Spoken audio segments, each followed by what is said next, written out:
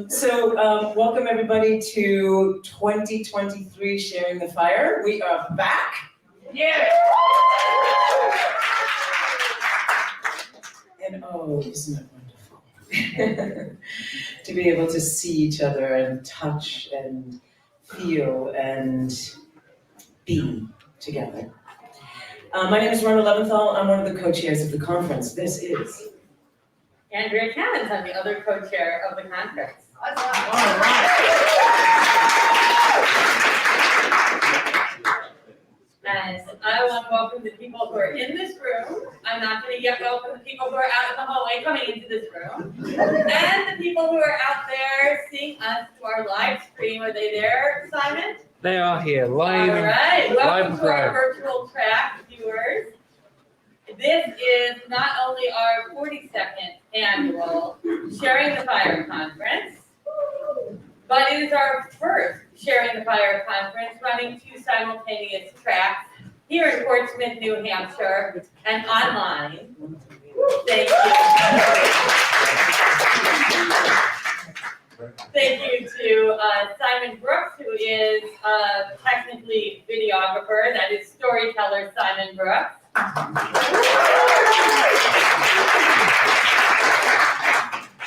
And Ryan Bender on sound. And our partners over at Artists Standing Strong Together, Assist. Assist is an online community that every single person can be part of. If you have the full conference package, you can actually access the online virtual track right here for Portsmouth, New Hampshire as well. Sue Kessler is the executive director. Sheila Arnold is the artistic director. And there are weekly gatherings, an artist relief fund, and a whole lot of programming that is affordable, accessible from everywhere in the world. So everybody here who is part of NEST is also part of Assist. And I don't know if Katie made it into the room yet. Nest's executive director, Katie Knudsen.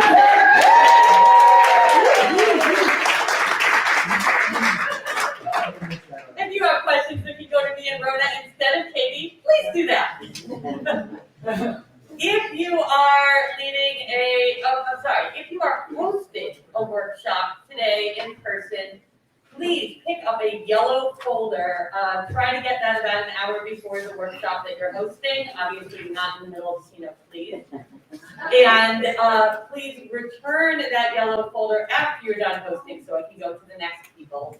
If you're leading a workshop and you would like people to be fully masked in your workshop, there are masks in that folder, and if you do not have enough, you can grab a box before your workshop from the registration table and return the extras to the registration table. The other in-person COVID note is if you used one of our COVID tests for your testing and you can make a donation to NEST, we would surely appreciate it. And I think that is all the housekeeping announcements, and we are going to have Rona introduce Adam. We're going to have Rona introduce Adam.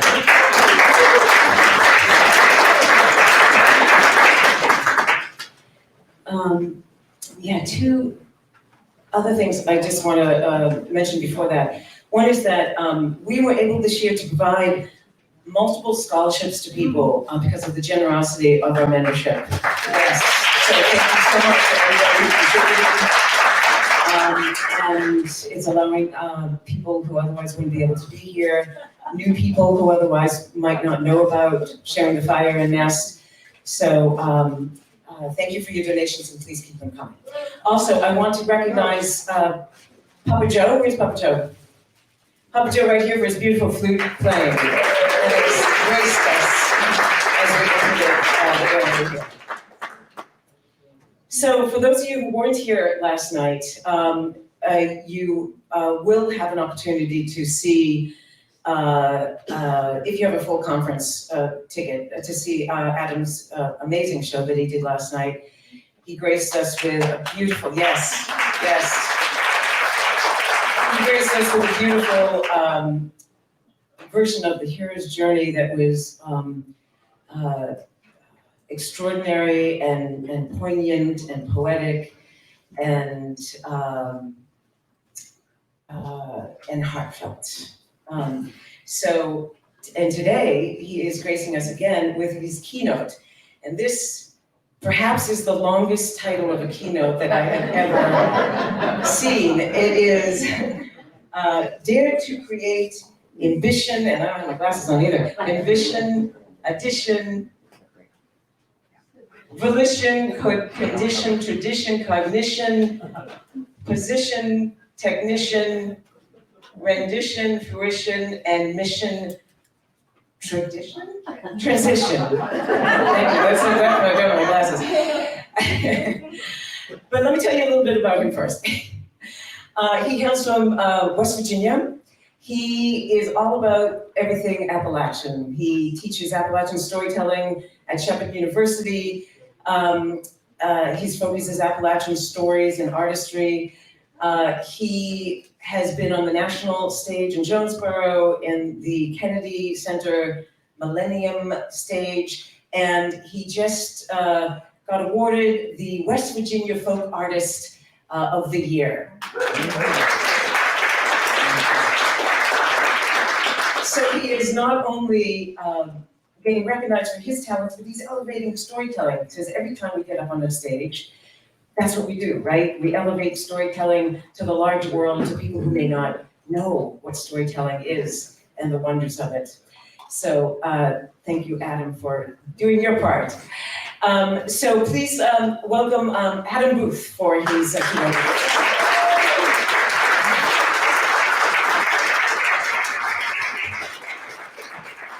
Thank you. I'm going to take a minute to rearrange some things. I just need to put and my computer up here. I wrote a lot of things down, and I want to actually read them. So I want to make sure that they're right here. But this is wonderful because it gets rid of that terrible voting. Not that terrible voting, but the idea of the terrible voting. No, this is great. Yeah, I think that's good. Is that too much in the way over there? Okay, great. Good morning. Good morning. And as I was racing out of breakfast, I thought we should have had the keynote at breakfast. Because just like 4 minutes ago, we were all still down there. So I want to first just say how grateful I am to be given this opportunity to share my thoughts. And also that the planning folks would think of me to bring me here. I feel like probably just anybody in this room could be in this position, but there's so many incredible thinkers and doers in this space and in this organization. So to be given this platform is an honor.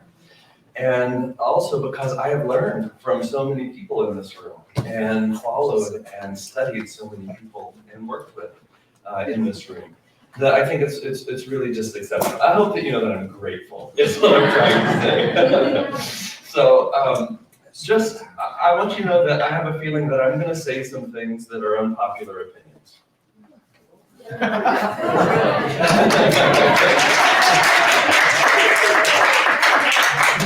But I believe that this platform is created as something of like a colloquium space where ideas can be shared.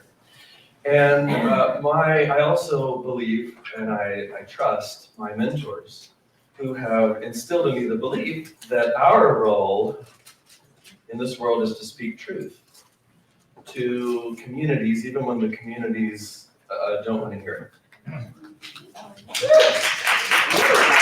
Yes. That's not necessarily saying me to you, but that is to say that I think there might be a few unpopular things that I say, although I also think I'm in good company. Last year at the Philadelphia Museum of Art, that organization held a retrospective for the artist Jasper Johns, who I'm not going to presume anybody in here is as fanboy about art history as I am. So Jasper Johns is this great American artist who's 92 years old right now. and still producing art that is considered to be significant. Nearly 70 years ago, he and Robert Rauschenberg, another really significant American artist, were young lovers who were striving to stay alive. In New York City, they shared a building several times. They didn't live together, but they lived in apartments like this. New York City wasn't the art center that we think of now, and it was very difficult to get art shown if you were an American artist. For nearly a decade, their love intertwined, their work intertwined in this about 8.5-year burst of creativity that saw them designing store windows during the days for Bonwit Teller and Tiffany and Company to make a little money so that they could support what they wanted to do, which was living in those studio spaces, creating art. And they spent the rest of their time doing that, developing something that's come to be a distinctly American voice in contemporary art, using printmaking, collage, encaustic, and found objects. And the romantic relationship ended, and at that point they each forged their own journeys as individual artists, both of them becoming incredibly significant artists. And they changed the landscape of American art. Although Robert Rauschenberg died about 15 years ago, Jasper Johns, as I mentioned, is still alive, still creating art. And so the Philadelphia Museum of Art mounted this really significant retrospective of his work in collaboration with the Whitney Museum of Art. This was one exhibit at 2 museums in 2 cities. By any chance, did anybody get to this exhibit? Who's here right now? I can't see the people online, so maybe someone. I was fortunate enough to be telling stories near Philadelphia when this exhibit was up. And so I dragged my partner to this museum show, and we waited in line and turned the corner, and there at the entrance of this exhibit was one of Jasper Johns' iconic American flag paintings. It's this big flag made out of encaustic, which is where you take melted wax and mix it with pigment. And in this case, this flag was in shades of eggshell. Not red or white or blue, but it was shades of eggshell. So because of the encaustic, you can get these beautiful textures on the surface of the artwork. And so imagine if you were to look down at a C, make it eggshell and wax and in the shape of the American flag, and that's what you saw when you first came into this exhibit. This piece is a hallmark of his early output, the early works of his artistic career. Some of those flags are in color, some of them are not. Some of them are in triplicate laid on top of each other, so you see a little flag with a slightly bigger and a slightly bigger one. I've seen a number of them because, like I said, I really geek out over this stuff. But this one was just as exciting as any of them to see this. And that piece right there was the belt buckle of the loop of galleries. So you saw this first, and then you went around like this to all the different galleries of art, of his work, and then came back around and saw that work again before you left. So we were in the very first gallery, and it was packed with people. This was like a blockbuster show. And it was far more people than are in this room right now in a space smaller than this, in that first gallery. And in this first room, there were lots of canvases that also had pieces of wire coming off of them, dangling things like forks or spools or flashlights pointing at it.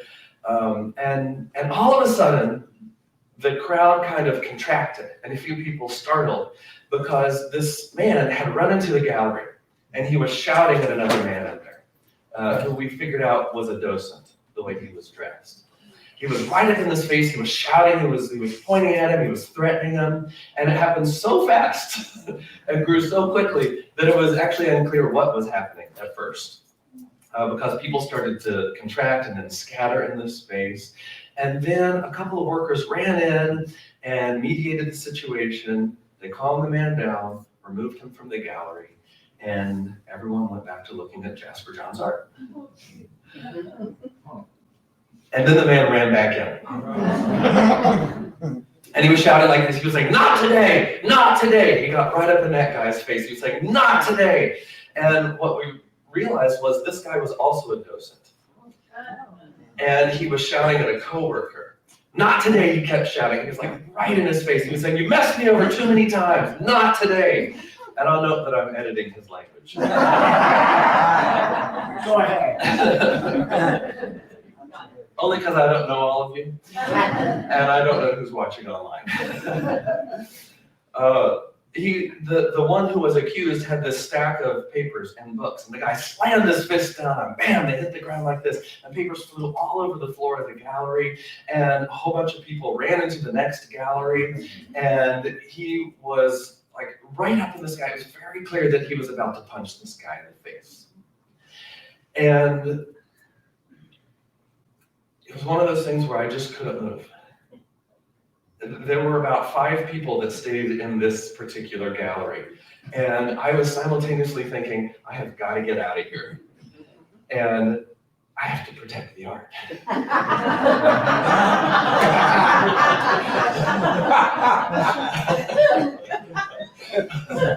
I really thought that I was about to witness a fight because the guy now had grabbed the other guy and they were moving across the floor. I thought they're going to slam into some of these paintings and rip the canvases. And I thought I'm about to witness the destructions of tens of millions of dollars worth of art. And in spite of my pacifist nature, it was thrilling.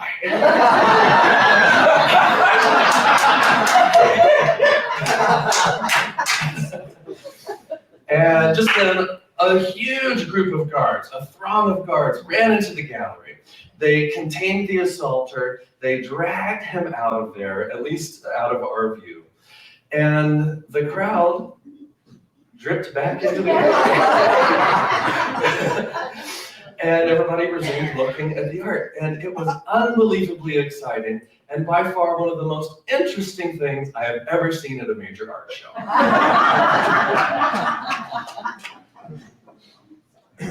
And that's just a little story to start the keynote.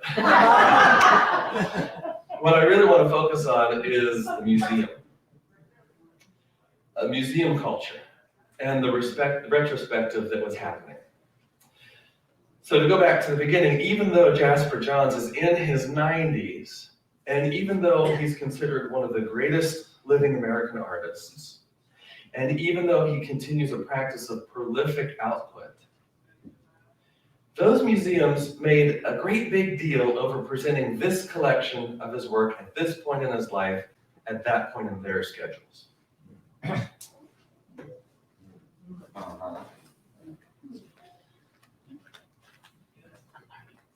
And that's an unpopular opinion in our community. I love to visit art museums, if you can't tell. I try to do it everywhere I go for work. And I'm fortunate that I have been able to build a career where I get to travel quite a bit around the country to tell stories. And so everywhere I go, I'm especially interested in searching permanent collections of those museums or private collections for Mark Rothko paintings. I love Rothko paintings. And in finding them, it gives me an excuse to then see what featured exhibits are also in those spaces. And more recently, I am more and more hoping that those are the works of Jean-Michel Basquiat and Mickalene Thomas. Of those, I'm going to guess if you've heard of one, you've heard of Basquiat and not so much Mickalene Thomas. And so I just want to say, if you don't know her work, I highly recommend making it a priority in your lives. Her compositions often feature women reclining in these atmospheres that are populated with animal prints and wood paneling and glossy enamel that are impressed with these little spangles and great big gems. And you can clearly see that her work reflects influence from Ebony and Jet magazines. And if you can't tell, I love this stuff. I'm really, really inspired by visual artists in my practice. And one of my goals today is to talk about art. To bring discussions of art into the storytelling community. And again, my point is to discuss that museum culture itself. I have never been to a museum where the same artist, no matter how significant, is given the prime exhibit spot every single year.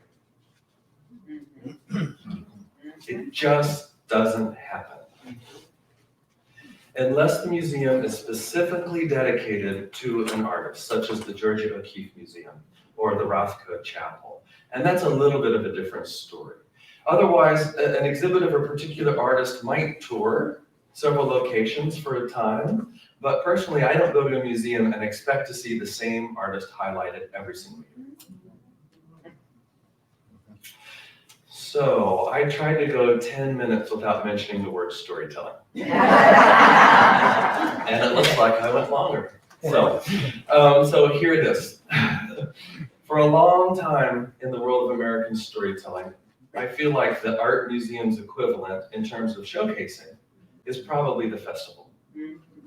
And I'm saying that with a lowercase f, not the festival, but the institution of the festival. And yet, many of those venues do showcase the same storytellers every single year. Some in multi-year waves, and some in perpetuity.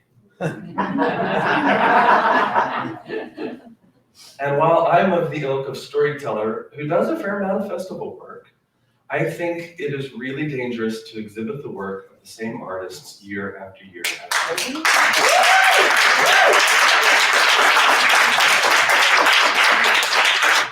That was one of those unpopular opinions. So I see that we're in community here. Even if your storytelling isn't of that platform, I believe that our collective audience and community is affected by that practice. Yes. Yep. When an artist gets into that position, it can be very convenient to tell the same type of story over and over again. There becomes this culture of this is what people want. Or this is what brings in repeat attendees. Or this is what makes the audience feel comfortable. But is that what we want? So I want us to think about what this does to the venue, the audience, the artists, and the art form. The venue itself might see some short-term success. And when I say short-term, I don't mean 1 or 2 years, I mean like a generation. Where the audience learns over and over again. To quote a James Taylor lyric, perfect strangers call you by name, pay good money to hear fire and rain, again and again and again. That mentality builds a community, grows, or something that's a more pressing term to exchange that ages with the artists. But long term, what happens when that artist or a tiny group of artists is constantly promoted under the spotlight? Other artists might not feel the need to achieve because they'll never get programmed.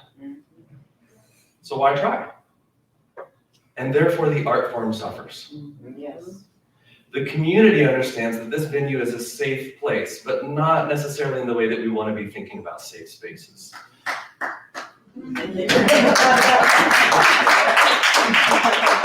And with safety, there's no risk-taking. And without risk, there is very, very little room for creativity.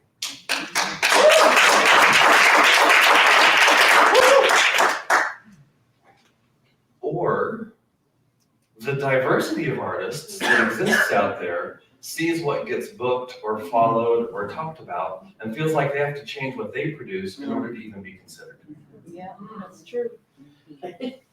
And when that whole mentality ages together, there's a chasm that appears between spotlighted artists and the audiences that are now a generation or two younger.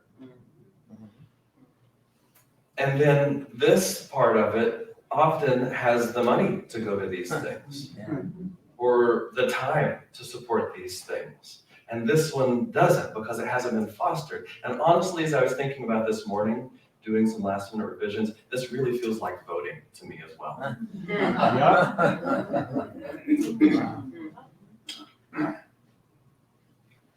So to foster an audience that only attends to feel comfortable, I think that we fail to reach our goal as storytellers if that is our only outcome. So what is an alternative? There are many alternatives. And of course, I'm only speaking about one thing in our community right now, but we can change that culture. But good luck trying to do it. And I know that many of you have tried this. It is so hard to change an establishment, especially when the establishment includes a symbiotic relationship between the audience and the artist.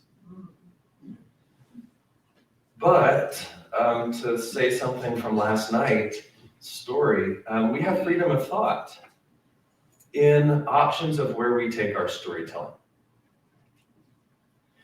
Recently, Jason Zinnemann, I don't know him, but I read his column in the New York Times, wrote a feature in that publication on the comedian Janine Garofalo. And in it, he mentioned this line that stand-up comedy, is the rare form where you can have near total control over your art. And often when people want to talk to me about the difference between acting and storytelling, because I get asked this a lot, and I don't come to storytelling through acting at all, even though people think that I have a big background in acting and being on the stage. I try to steer the comparison of storytelling towards stand-up comedy and not acting. Not that it has to be funny, but in the way that the art form works. That it is a narrative conversation. That really guides my work as a storyteller, that we're having a narrative conversation. So I think we can carry Zinnemann's assessment of stand-up comedy into our field. Storytelling is the rare form where we can have near total control over our art. We can aspire to take our work pretty much to any venue. Now, of course, you can come up with exceptions. If I said, I'm going to tell a story at the Metropolitan Opera, I can aspire to that. Is it going to happen? Probably not. But, I'm speaking more generally here. We aren't confined to a particular space. And I think that should be an incredibly freeing, motivating idea. So we can retune our perspectives as to where our art is supposed to be. I had this chip on my shoulder as a young storyteller, as a growing storyteller, that the pinnacle of what I might do in my career is appear at major storytelling festivals. And I think a lot of young storytellers feel that way, and I think a lot of not young storytellers feel that way. But that boxes us into a storytelling community mentality.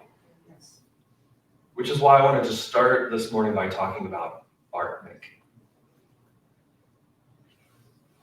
I'm inspired by some people present company who have already been doing this and thinking this way. I did a short storytelling tour last summer where I contacted art galleries all around West Virginia and put my program there. Not big art galleries, but little ones, like groups of community people that wanted art to happen in the old rundown building that was a department store 50 years ago. And it was a tour of storytelling in these small local art galleries. There was also one bookstore and one community center. And for the most part, I chose small towns with small populations, which is very easy to do in West Virginia. And also, which is very easy to do in West Virginia, towns where major art events don't happen. And people came who never come to storytelling events. And I'm saying storytelling events like this. Like you go to certain events and you know who the audience is going to be, because even though we are always trying to find different audiences, it's often the same audience that we tell to. People came to those spaces who would never come to a storytelling event. And some of it was because they were curious about what had come to town, or who would come to our town, or because it was in the newspaper. And people in these towns still read the newspaper. Or because those organizations put it on social media. And it wasn't, and here's another unpopular opinion, it wasn't a storytelling event trying to say, come experience storytelling. It was something else saying, come experience our programming. And people came. One art gallery I remember had this small audience, which to me is great. And everyone there was under the age of 40. Ooh. I was the oldest person there. I'm 40. And they all stuck around after the show. And they drank beer, because there was a bar there, and they talked about the stories. And they asked me questions. And they went outside to smoke cigarettes, and I was taking my equipment out. They stopped me and wanted to know more about the stories. And they were extrapolating motifs and putting them onto their lives from the folk tales. I loved it. And I'm going to be honest, I get a thrill out of telling to really big audiences. It's thrilling. It's scary, but it's thrilling. I really do get a thrill out of that. But if a goal of my practice is to hold narrative conversation, then I delight even more in small audiences. You have to be really practiced at a very particular type of storytelling sharing to tell to 1,000 or 5,000 people. But these small audiences, as maybe many of you gravitate towards or preference, are far more traditional.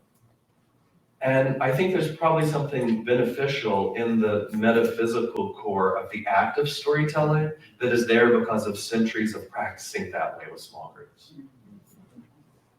I wish that we could have a whole day of talking about the metaphysics of storytelling, because I think it's something that we really need to be focusing on. And even though I'm giving this platform, that's not what I'm talking about. But let's do it again. Let's make this a priority. So, hey, if I can get 30 people who are in their 30s into an art gallery to hear 130-year-old Appalachian lumberjack tales, which is what I was telling, great. I thrive on that.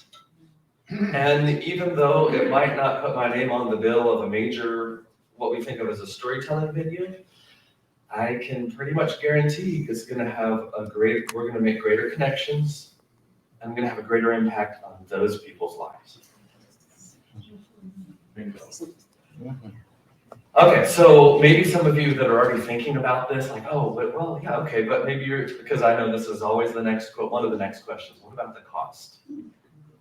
How do you come out ahead? I mean, this is my career. Not everybody tells stories as a career. For me, it's a life's practice, but it's also a career. I have a mortgage. I just bought a new car in December, right? I have a family that I have to take care of. So how do you come out ahead? How do you pay yourself and keep going? I'm always thinking about that. It's tough. It is really tough. And I think this is something else that we don't talk about openly enough, about how hard this work is.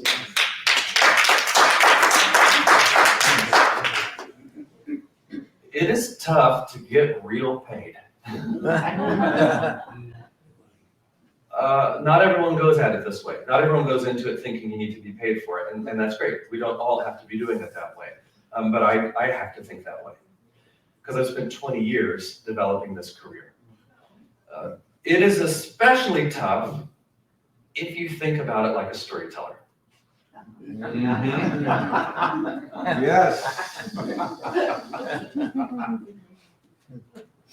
Or if you get trapped into this like 5-decade-old mentality that what we do, we don't make money at. Or there isn't money to support our art form. Because there is. There absolutely is. It is there, but sometimes we have to be creative about that too. Just after Diane de las Casas died, I was given a magazine in which she had contributed a bit of advice, and it leapt off of the page at me. It was at this really important juncture in my life where I was trying to figure out how am I going to keep doing this work. And she had said something to the extent of, how about actually asking what you're worth? Yeah. And I wish I could have talked with her about that. But I tore it out and I taped it to my desk. It is still there years later. And I began asking what I thought I was worth. And I had a good idea, but I didn't think I could say it out loud. And so when I couldn't do that, or when I thought I couldn't do that, I asked someone else to do it for me. And that was a major step for me. I have learned that I can offer an assistant an amount of money that is more than a really good paying part-time job. Where I live, we have gas stations called Sheets. And they're always advertising $17 an hour, which is really good paying for a part-time job, is well over minimum wage. And I can actually pay a little more than that to an assistant to do some part-time work for me, who is better than me at asking for things and more steely spined. And we have a great relationship, and one of the benefits of this is I don't have to be alone in the business side of this work. And I feel like many of us are islands in the business side of this work. And you know what? I get an extra 10 hours a week to focus on creating stories. What would you do if you had 10 extra hours a week? I mean, I have hustled so hard that it was really hard for me to say to someone else, I'm going to not control this part of my life because I need your help. And I reached, again, this juncture recently where I thought there's a lot of art that I need to make in the rest of my life. And I can't do it if I'm constantly dealing with negotiations and contracts and sending a W-9 to every single organization. You know, all these things, emails, like, I can't begin to tell you how much time I spend writing emails. And this was a simple change in my life that not only does it benefit me, it benefits another person because now I'm employing someone who otherwise isn't able to go out and get that type of part-time job because you have to go somewhere else. This work can be done anywhere that there's an internet connection. And you know what else it does is it elevates the platform on which our art form rests. So on this line of thinking, to be very honest with you, the story I told last night took thousands of dollars to create. And I want to be very open about this because I'm trying to be much more open about money in storytelling. It took thousands of dollars to create that story that I told last night. I had a quilt made. If you weren't here, it looks like this. It cost a lot of money to have something like this made. Yeah. You know why? Because an artist handmade this. Yeah. And it is well worth every dollar that the state of West Virginia gave me to pay this person. Okay?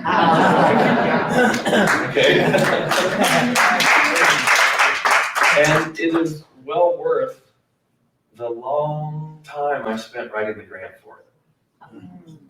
And going to grant writing workshops and learning how to do this and serving on committees to read grants for other organizations so that I could find out how to do that. I worked on movement, developing a physical vocabulary for that story with a choreographer. Not that I was learning a choreographed movement, but that we could think about how my body might move as I'm telling this story, as I'm thinking of the things in this story. And that choreographer, she trained with Leonie Messine, who I'm not gonna expect that any of you know anything about dance history, but this was a choreographer who, among other things, choreographed for the Ballet Russe, which is that great Russian organization in Paris that premiered works by Debussy and Stravinsky. So I asked her, what are you worth? What do I need to pay you for this? And I asked all of the women that I collaborated with on this project what they wanted and needed to be paid, and I did. I did not have all that money, but I knew that they needed to be paid what they were worth. And I had to go find that money, which, as I said, it included some very intense grant writing. But I was guided by the words of my friend Fran Kirk. Some of you might happen to know Fran because she does do some storytelling. When I first visited her house, it was filled with art. There was art everywhere, on the stairs of the staircases, on the walls of the bathroom, the kitchen. There was art everywhere. I said, Fran, there's so much art here. And Fran is very direct. She was like, of course. So how can I expect people to buy my art if I'm not actively buying art? She said, am I just going to sit around and not take part? And that 10 seconds changed my life. It helped encourage me to ask what I'm worth and to pay other people what they're worth. So, a little check-in in our morning. I truly hope that what I've said so far doesn't sound like, oh, I'm a great person. I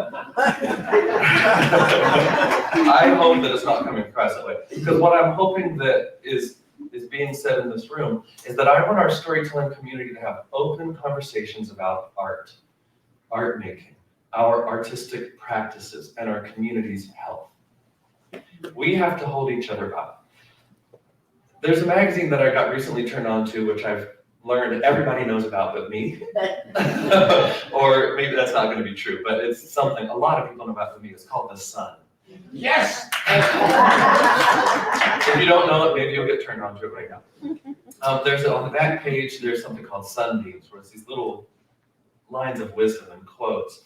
And in a recent issue of The Sun magazine, the author Lynn Maria Vaitala was quoted saying, in America today, we consider homelessness as a lack of shelter, not a breakdown of community.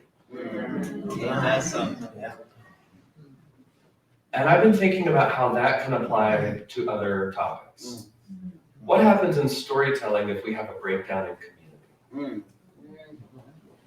Or are we at a place where we're witnessing the result of that? Yes. Because of a slow lack of attention or diverted attention over time. Is it homelessness? So I want to talk a little bit about the story that I told last night. And then hopefully all of this will culminate in that loquacious title that I gave this morning to the keynote. The story I told last night, if you weren't here, is called The Heron's Journey. And I started by saying that this is the first time I'm telling it to a group, and I would welcome feedback. And I have received so much feedback, texts, emails. Already, y'all are so productive. I know, right? Thank you. I couldn't walk down the hall without being stopped with ideas and ways that you have related to the story and questions that you've had, and that's exactly what I wanted. Because this is a weekend about creating. And part of the creative process is getting feedback, is workshopping. I didn't intend to bring a fully polished piece onto this stage. I brought the first telling to a large group. So several people have asked, is this a work in progress? Absolutely it is. Not only did I want to share something that I've been working on, but I wanted to generate conversation about a new work in progress. I think that that's really healthy for our community to have these conversations. And the feedback has been wonderful. And you're showing me lots of things about this story that I need to know. Probably the question that I heard the most last night was, what prompted that story? Where I come from, West Virginia, West Virginia is the state with the highest, and I want to tell you a few things, but I'm not going to say a whole lot about my intent with this story, because I am of the ilk that believes that author intent doesn't really matter. Because if I tell you what I'm trying to do, then it takes away right. So I just want to give you a little bit into that insight, and then I want to talk about creating that story. West Virginia is the state with the highest percentage of youth who identify as trans. And more, I have found myself working with that community, especially as I do schoolwork. And I realized that I didn't have a story that not only spoke directly to them, but that they could see themselves in. And so I set to create a narrative that would allow trans youth to feel holy.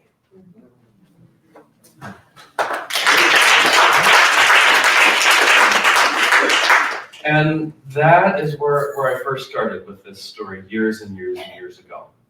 And I let a story roil in my being for years, usually before I really start to focus on it. And I keep folders where I just throw ideas into it until it's time to really start to work. I'll draw pictures as I see images, it all goes in there until it's time, like, hey, a major conference says, we want you to keynote and give a presentation about creativity. I'm like, okay, great, this is what it's gonna be. So I sat down to work on that story, but as I really started to work on it, a lot of things clicked, and I talked to a few people about this last night. What I realized worked with a heron in a story that I was thinking about trans journeys was that it's neither the hero's journey nor the heroine's journey. It's somewhere in the middle. It's the heron's journey. Nice. And I did not, the story revealed that to me. And when it did, I had this moment where I just couldn't do anything for the rest of the day. It's like, oh my gosh, this is powerful. But as the story developed, it became so specific that I feared I might never get to tell it because I wouldn't find a broad enough audience. And so I put little stints in and inflated them and did my best to open the passages of the story to make it more broadly about difference and finding oneself.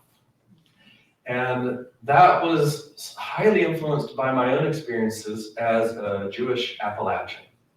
Not a lot of Jews in West Virginia. There are some, it's more than just my family. And I would like to say that Lynn Ford has coined a term for me, Hebrew-Appalachian. Hebrew-Appalachian. Also, a few years ago, I read a book called Shrill by Lindy West, which is rooted in essays about fat shaming and trolling, internet trolling. And that book really changed the way that I think about how someone might identify as different. Even though I've been through all kinds of sensitivity training, like I read that book and I was like, wow, I really haven't been inclusive in what could be different. And all that helped shape the way that I started to craft yesterday's story. I also wanted to celebrate Appalachia with a very contemporary story that is rooted in traditional motifs and tropes. And that's partly because I honestly don't know anyone else in Appalachia that's doing storytelling work to the extent that I am, that's of my generation. And so I have responsibilities. Also, the reason I made that story is because I get very lonely working as a storyteller. And I wanted to try something new that would include a different type of collaboration with other artists. I've collaborated with other artists in the moment of telling the story, with musicians and dancers, but this was collaborating in the process of creating the story. And honestly, it did not feel as lonely as it normally does. And also, I wanted to just try something new. So that hopefully ties back to about minute 12 of what I said today. I needed to try something new. I've been boxed in for a long time with trying to create art that fits specific venues. And I've ended up with this 27-minute mentality, where I need to fill a 27-minute time slot. And this time, I wanted to let the story dictate its own time. I wanted to try something new. Many years ago, I was working on an original story that I call Daniel the Great, which blends the skeleton of two biblical stories, the prodigal son and Daniel and the writing on the wall. And I set those skeletons into the 1980s in a rural Eastern Kentucky Pentecostal church and a traveling carnival. And I could see this story so clearly and understand so much why I needed to tell this story, but I just couldn't tell it. It was so big compared to what I had been doing. And I didn't have experience with anything like this. I didn't have any experiences witnessing a story that was like this. And I hadn't done it myself. And I called Elizabeth Ellis for guidance and encouragement. And she said another thing that has guided my practice ever since. We should always be working on stories that are harder than we think we can tell. Yeah, right? I'll say it again. We should always be working on stories that are harder than we think we can tell. And I'm going to paraphrase the second half of what she said. Otherwise, we would never grow as artists. Yeah. That practice, that advice guides me on my practice every single day. I want to grow as an artist. When I grow as an artist, the whole field advances. That's the same for every single one of us. I want the facility to reach different audiences, not only safe audiences. And because I want to be a storyteller for my communities, I have to be part of those communities, not just some omniscient bystanding commentator. So to grow, I try to give myself a challenge with every story that I learn or create. This is something that I learned from being a musician. This is like, as a pianist, you practice etudes to learn a new skill that will help you as you grow. So I think something like this. Can I tell this story, not that one, but one I'm working on, using the character vocal stylings of Jackie Torrance? Can I tell this story where I use the main character's descriptions alone to establish the setting, instead of taking space in the story to build the setting? Can I tell this story in 5 minutes? That's really hard for me to do. If it's under 27 minutes, that's really hard for me to do. So I set a challenge so that I can learn technique and keep getting better at the practice. The story reverse.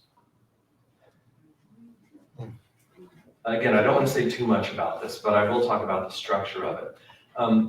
Hopefully, if you were there last night and you think of the whole, it would follow many of the major elements of Torah or the Old Testament, wherein there's light, there's evening and morning, there are plants, there are animals, the world is populated, there's a flood, there is Jericho, and very symbolically, advanced society. But I wanted to go backwards through that. I wanted to be a very spiritual element to the story, and yet be very universal.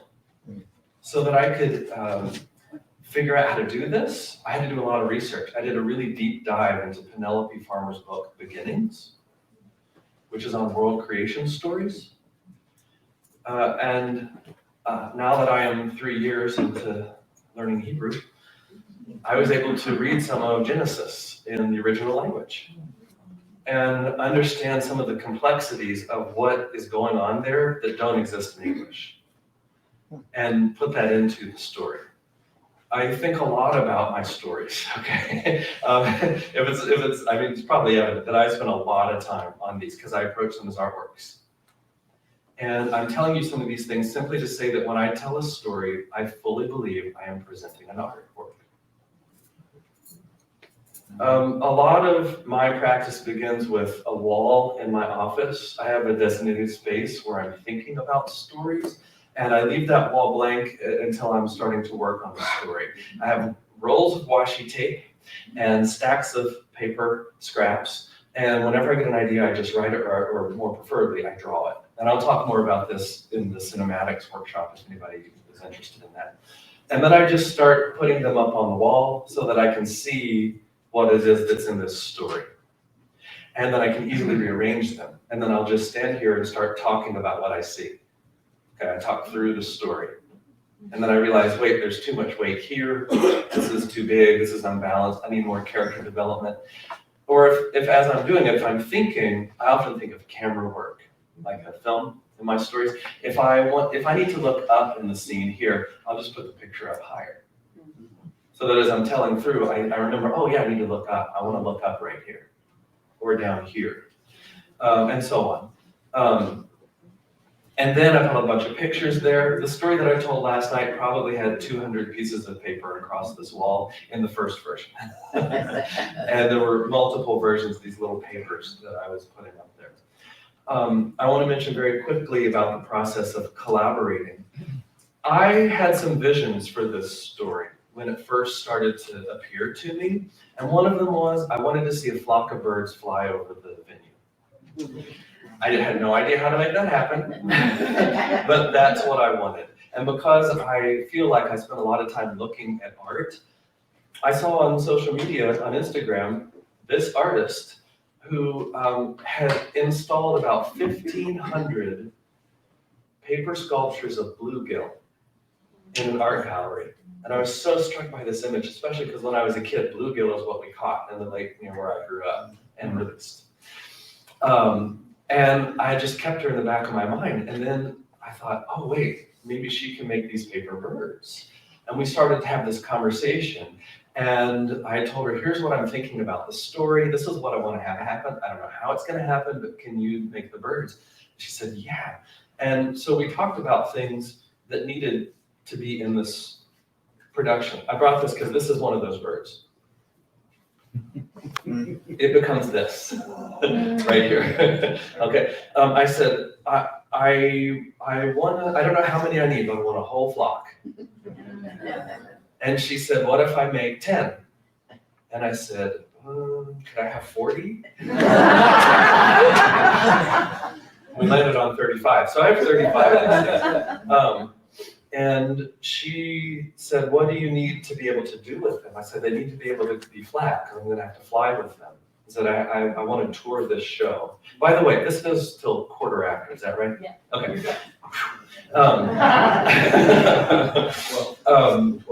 They need to lie flat, and I also need to be able to fit them into an overhead carry-on luggage space. Yeah, right? And someone who has a brain unlike mine, Sarah Brown said, okay, I'll send you a prototype in 3 months. And in 3 months, I got one in the mail, and it was all these pieces. And she said, we had a Zoom call, and we put it together. And as it was coming together, I suddenly saw parts of my story that I didn't know existed. Because I had this bird in my hand. And so this is 9 pieces, just to show you. This is the body. And these numbers help you remember the order to put it together. She's very clever. This is what one of the wings looks like. And I'll leave it up here if you want to look at it afterwards. The scary part is when I unpacked it and I had 35 of these things. I got these about 3 weeks ago.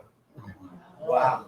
And as I but before I got them, I had the prototype, and I was trying to figure out, my early vision was that this would be like on a fishing rod type, where it was hung from strings, and people would pass that, and it would just kind of fly. What a great idea. What a terrible idea. The more I thought about it, I was like, wait, I gotta have to pack strings, it's gonna get tangled, people will hit each other with them. I wanted it to be kind of like a lantern ceremony. And so I got the prototype, and I thought, I need to talk to puppeteers because they would know better than I how to make this happen. And some of you might know Paul Strickland and his partner Erica McDonald. And I had a Zoom meeting with him. I showed them, I said, I got to figure out how to make this fly over an audience. And I want the audience to pass it through I want it to come over the audience through the hands of the audience. And I said, I'd explain that to Eric. I said, no, I think you want to hold it from below, because then they're flying. Okay. And if you put it on a tube or a pipe, then you can just set it on a microphone stand. And I never would have gotten there.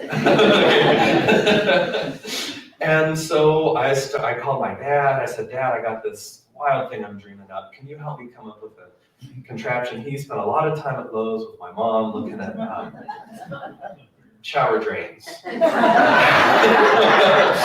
they already make a platform and the pipe goes into it, you know?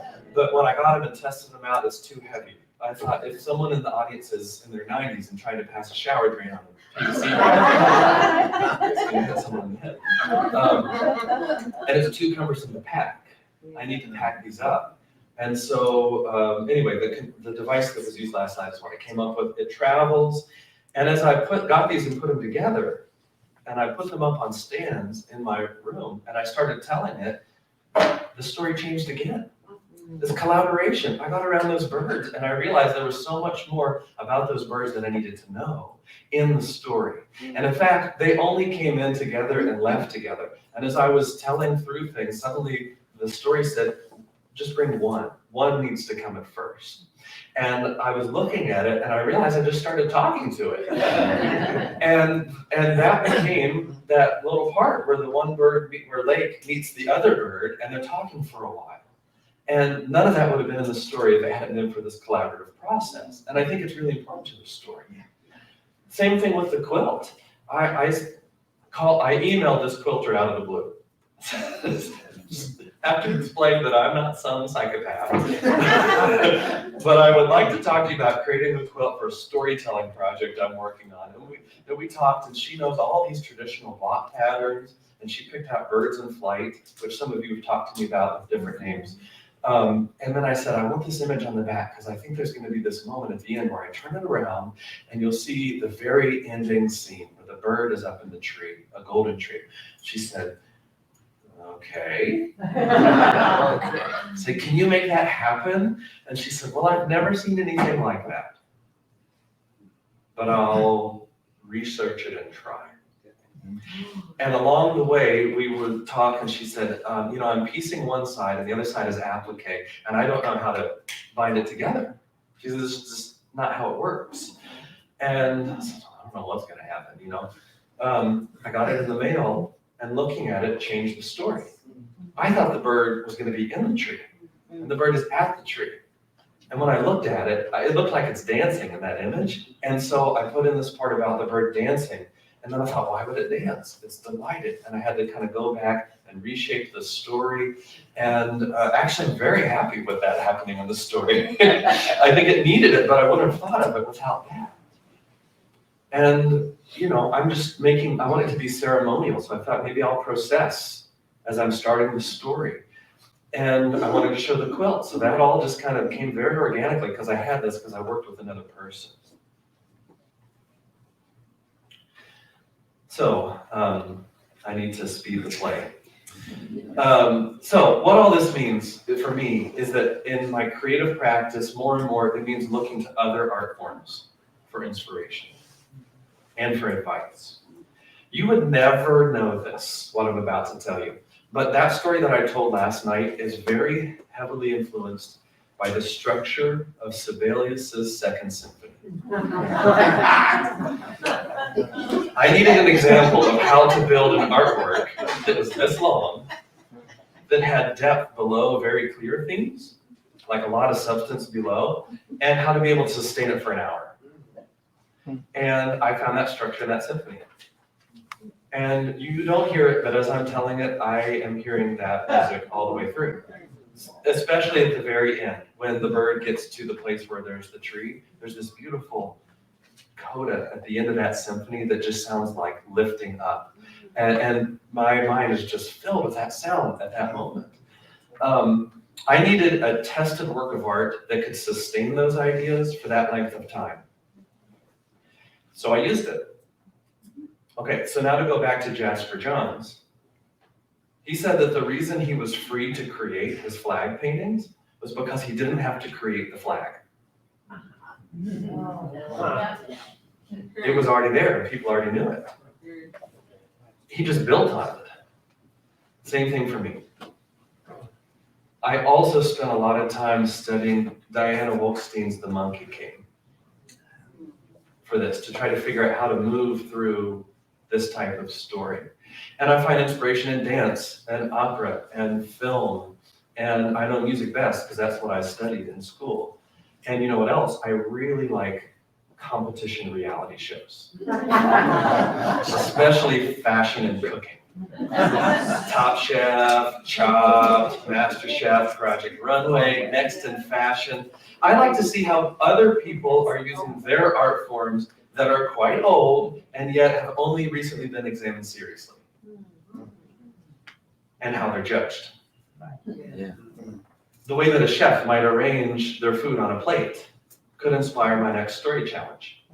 Can I tell this story so there's a bunch of negative space over here, and yet put enough citrus that it balances out the salty and savory components? That's my challenge. So I know that when I talk about storytelling, I can swing very academic or heady or erudite sometimes, and this could be a major turnoff. So what I want to do very quickly is I have 3 minutes to talk through like 12 words that all rhyme. Ambition addition. Don't you want to do well? Doesn't it feel good to succeed? Well, my suggestion is making an obtainable practice to add something to your storytelling journey. Maybe each month you'll learn a new folktale. Or over the course of 12 months, work on stories that increase in length so that by the end of the year, you feel better about telling a 15-minute story. Volition condition.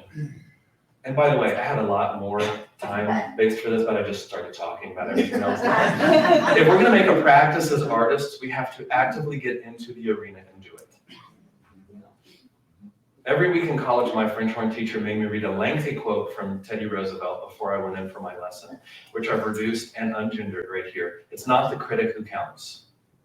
The critic belongs to one who's actually in the arena, who strives valiantly, who errs and comes up short again and again, because there's no effort without error or shortcoming.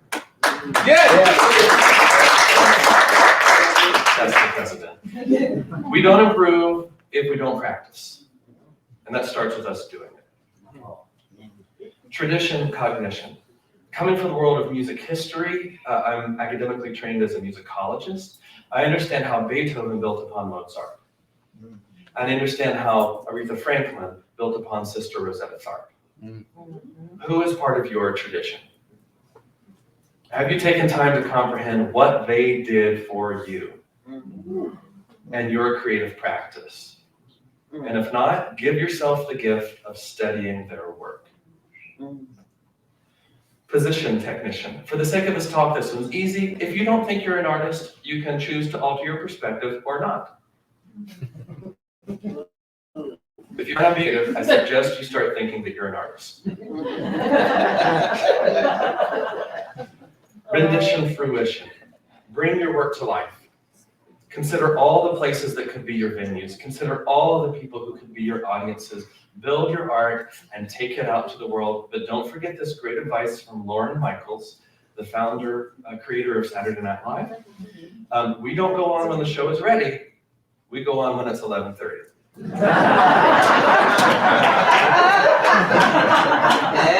That is to say, work, but be careful, because if you wait till it's ready, 11:30 will never come. Right.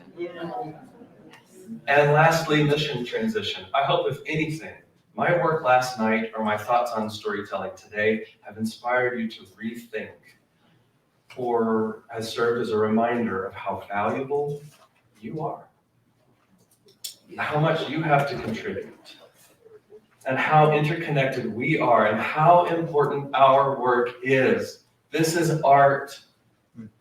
How much we're capable of doing, and now more than ever, that we can rejoice in thinking creatively to achieve our ambitions. Thank you.